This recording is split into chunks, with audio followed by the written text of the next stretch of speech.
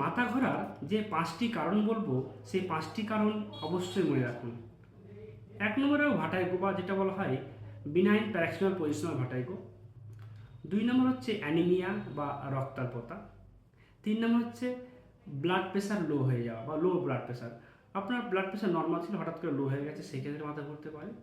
4 নম্বর হচ্ছে ডিহাইড্রেশন।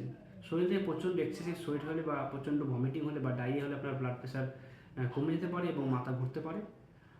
5 নম্বর হচ্ছে হাইপোগ্লাইসেমিয়া। এছাড়াও অনেক কারণ হতে পারে, মেইনার্স ডিজিজ যেটা বিনাইন পজিশনাল ভার্টিগো ছাড়াও হলো কার্ডিয়াক অ্যারিথমিয়া, ব্রেন টিউমার বা ব্রেনে ইনফ্যাক্ট হয়ে যেতে পারে। এছাড়া আরও অনেক কারণ আছে, যে মূল 5টা কারণ বললো এইটুকু কিন্তু মাথায় রাখবেন। বিনাইন প্যারাক্সিমাল পজিশনাল ভার্টিগো, 2 নম্বর যেটা অ্যানিমিয়া, ডিহাইড্রেশন, হাইপোগ্লাইসেমিয়া এবং এছাড়া আরও যে কারণগুলো বললাম সেটা অবশ্যই মাথায় রাখবেন এবং এরকম ভিডিও পেতে অবশ্যই ডাক্তার সুরেশকে ফলো করুন।